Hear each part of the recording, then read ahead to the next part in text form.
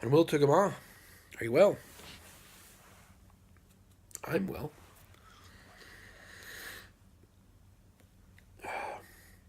I wanted to talk about this concept of tribe, Tuath, within the Gaelic pagan mindset. All too often you hear about people that want to form a group. They want to start a tribe. A tribe is a people. A tribe is a very big people. It's not a family. It's not two families. The concept of starting a Tuath, that's a big ordeal, okay? So, within this Gaelic pagan modern concept of tribe, you hear about people that want to start these groups, right? Oh, there's no one that celebrates these festivals in my area. There's nobody with the same beliefs around me. I want to start a group. Or how do I join a group? This is kind of agitating because, excuse me, Hollywood has sold us this notion, this idea that tribe are the people that live in your town.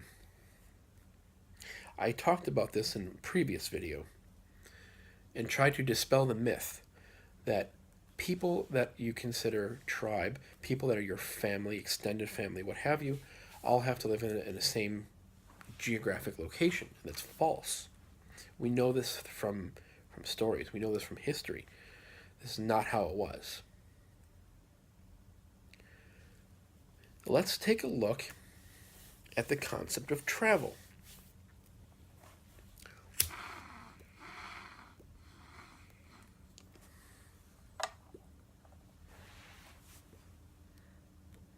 How did our ancestors travel? Well, they walked. They took a horse.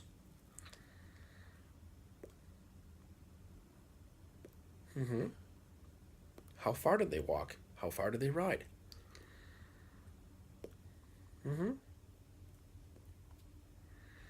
How did they measure distance? Okay? Think about this. We measure distance the same way, in a very casual way, that our ancestors did. When I say to you, I ask you a question. We're talking about a mutual friend.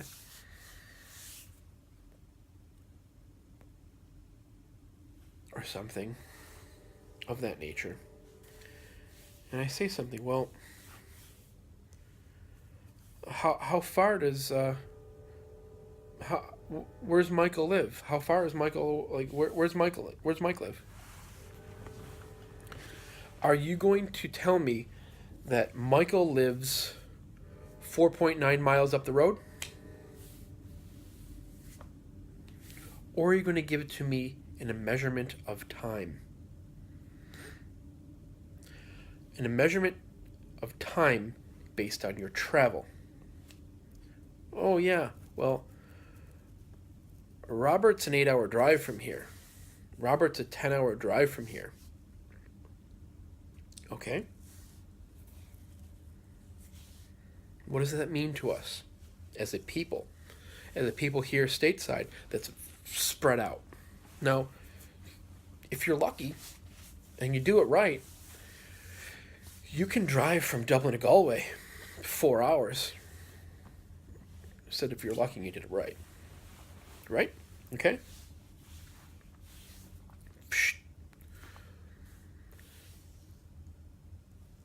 If people back then were using horse, predominantly walking, to meet with people that are kinfolk, people within their tribe, people within their families that lived far away, and they did so because it took them a day to get there, a day and a half to get there. If we adopt the same philosophy and apply it to now, using what methods of travel we have at our leisure, because we're not walking, taking a horse to visit kinfolk anymore. We're driving. Now, if you don't want to drive, you can take a train. You can take a bus. If you really want to, you could take a plane. I'm not saying that you see these people on a regular basis. Some people back then only saw each other once or twice a year. Perhaps they gathered for Lunasa as a people in a central spot. But maybe you had the ability to travel back then, and we have more ability and availability to in our time now to travel. So making the time is important. Sharing of customs and traditions and celebrating these things does not have to be with people that live in your town. It's very aggravating when I hear people say, "Oh, that's an hour away." What's an hour to you if you make the availability time? An hour car ride is nothing to be in the presence of people that you consider kinfolk, right? People's personal boundaries of time and their availability will play a role in this. For me, my boundary, my circle of where my comfort level is for people that I will travel to see is 3 hours away. Why? I have 4 children and a wife. I don't have the greatest availability either. Is it either or either? Regardless,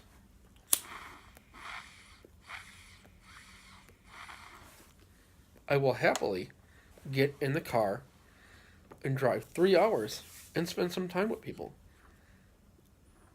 Just as a day trip, it's fine. You don't do it on a regular basis, so it's special anyway. If we apply what our ancestors did with time and travel,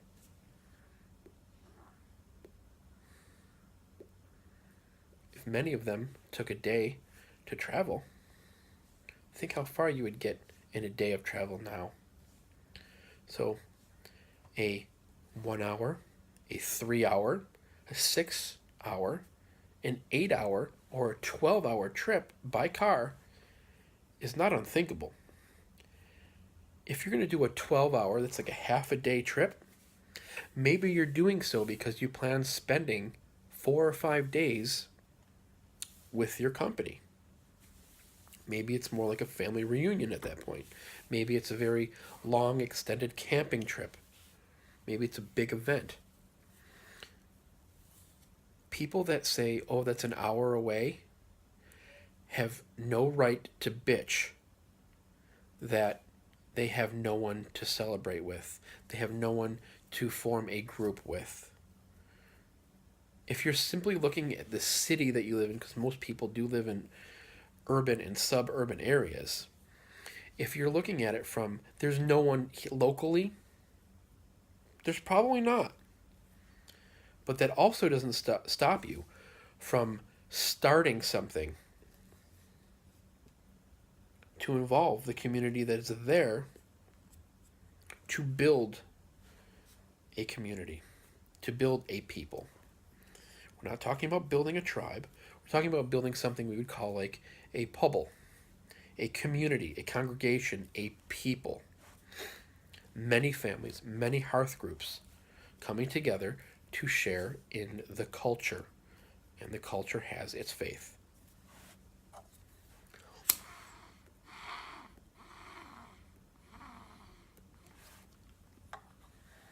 This brings me to another point.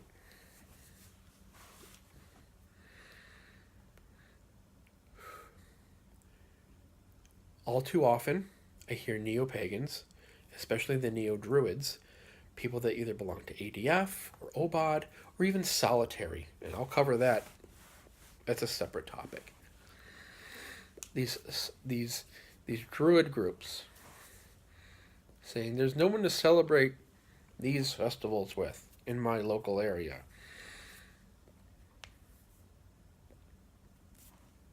That's a complaint. And the other complaint is, I'm taking my time with this. Their other complaint is, how do I start a druid group? This is where I would type in, back in the day, head desk. How do I start a druid group?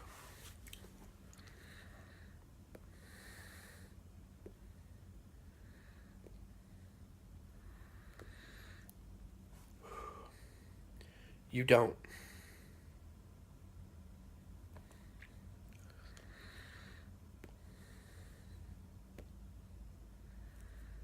Are you offended yet? Good.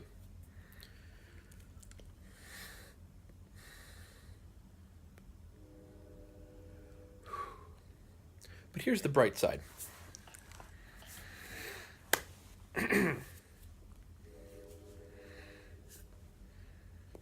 Forming a druid group is an unnatural process. What do I mean by that? Forming a druid group is an unnatural process because druid groups never really existed. The Drui served a community. They served families. They served the people. To have a separate entity of that makes no sense. The Drui is a title of a certain social political role within a community, like a rabbi. Are there rabbi groups? Yes and no. There's like groups for education and whatnot, but like, do rabbis get together just to specifically do rabbi stuff, like priestly? I don't really know. Just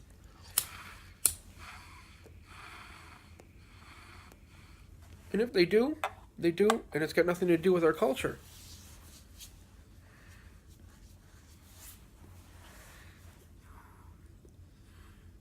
The creative suggestion here is, instead of forming a druid group, there are steps you can take to form a Gaelic or a Celtic pagan, on a broader term, a Gaelic pagan group, a Celtic pagan group. Why? Because it's all encompassing to the people. Not everyone is going to be a Drui. You might have the person who's a warrior, who actually serves in our military. Does he give a shit about things that are usually considered magical? Generally not. Those folk are a different breed. But they belong in the group. They belong to the people. What about the person who's a techie? What about the people that do... Not everybody's of a certain caste, if you will.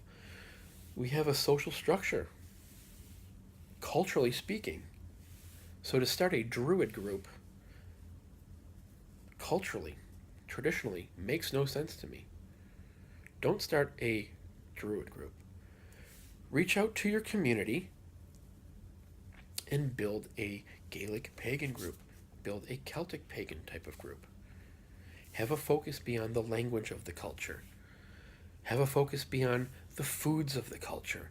Have a focus beyond the customs and the traditions of the culture. Get together. Cook meals together. Share stories together. Have tea and cookies together. Read books together. Share your thoughts together. And grow as a people. It's not always about getting together to celebrate these holidays, because generally most people that celebrate these pagan holidays from the Celtic calendar are generally doing so incorrectly. I'll cover that in another video. You don't have to get together to celebrate these festivals in some extravagant way from a neo-Druid format. Culturally speaking, they can be done in a very simple way that is more effective and more heartfelt. If you do follow a structure that's more, dare say, traditional, but more in line with the culture itself.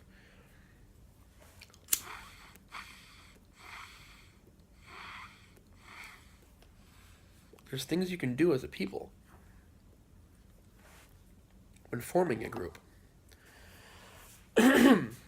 Besides learning the language, maybe you're going to learn some dances, have a ceilidh. Maybe you'll go as a group together to the different festivals that are in your local area. Are there Irish festivals? Are there Scottish festivals? Is there a Celtic festival? Are there Highland games in your area? Get to know your family roots. Go to these festivals as a group. Have some fun together. Because when the group starts to grow and to develop, and you start celebrating these festivals in a more cultural manner, it'll mean more. It'll flow better. You can't expect it just to start a group overnight, because what's going to happen is there's a lot of egomaniacs. Everybody wants to be a high priest. Everybody wants to be a high priestess. Everybody wants to be the druid. People will argue about their education or who's done this or who's done that. Culture doesn't work that way. What's the role of, what role does your grandmother have within your people? What role does your 9-year-old son have to the people? What role does the handicapped child have to the people? And are they welcome within the customs and the traditions in your format?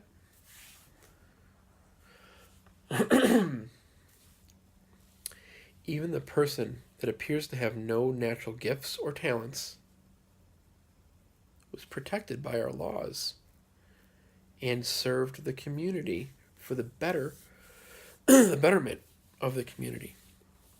Maybe the person's only job was going down to the river to gather water to bring it back. Well, everybody needs water, so he's fulfilling a pretty important role. Okay? It's not just a druid group. It drives me insane. So, we talked about travel and distance with time. Oh yeah, he's 10 minutes up the road. Okay, we talk like that. We talk like that for a reason. Oh yeah, Robert's 8 hours away. That's good. Make the availability in your schedule. And then start understanding the concept of travel. Do some networking with people. Reach out to your community. See who's interested. And put the feelers out to form a group that is culturally based. A pre-Christian Gaelic pagan group will operate much differently than, a druid group will. It will be, in the long run, more fulfilling because there's so much that exists in the beautiful tapestry that is woven, that is culture, instead of some version that's not necessarily completely accurate that focuses specifically on the spiritual. If you belong to one of those groups, like OBOD or ADF, they're generally pretty open-minded about letting you form your group the way that you want to form it. And if you do so through a cultural standpoint, it's only going to help that order or that organization grow and add to its collection and its collective within its body of work so it can grow and change as well, because that's how things work. I'm not bashing the Neo-Druids, but again, there needs to be more focus on culture and not just ritual.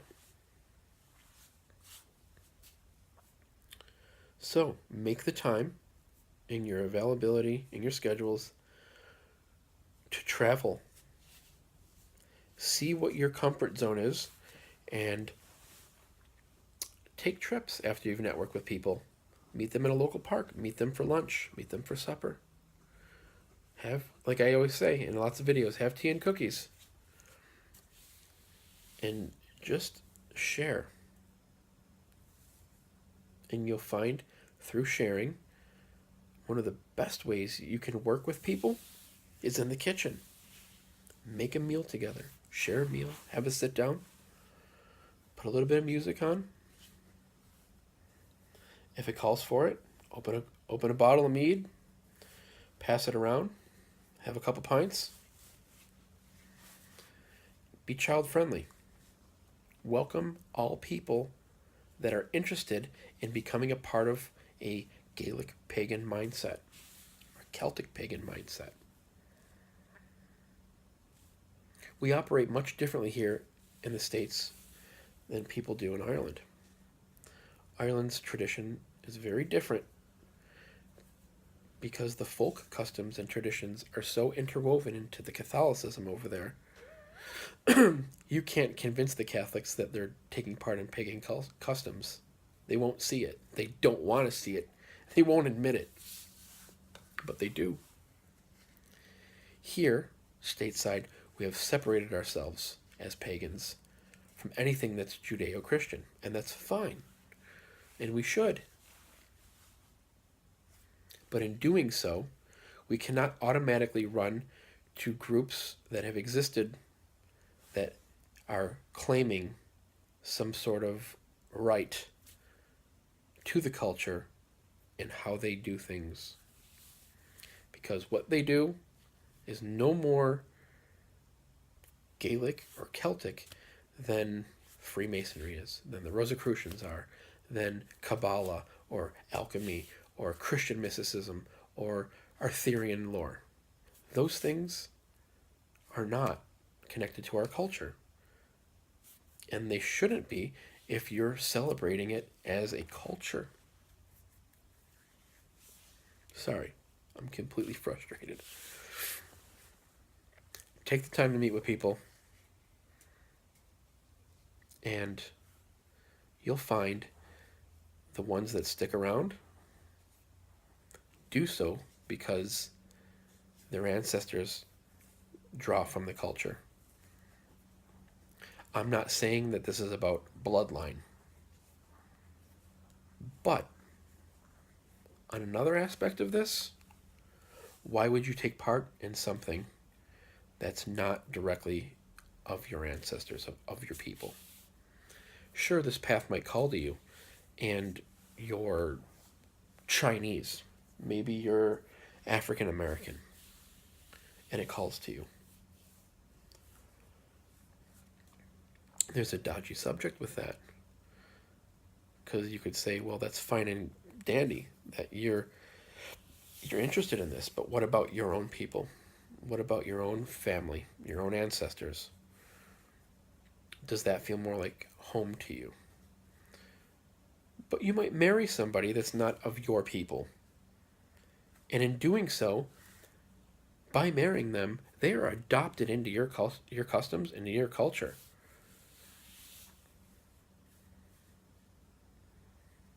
So, who has rights to the culture? I think my next video is going to be called something along the lines of, what does it mean to be Irish? So, stick around for that. In the meantime, enjoy yourself and start opening your mind to the possibility of expanding your circle to meet with people and to grow a community to allow the culture to flourish. I'm going to grab another pipe and some tea, and we'll see you soon. Take care of yourselves, and slán go fóill.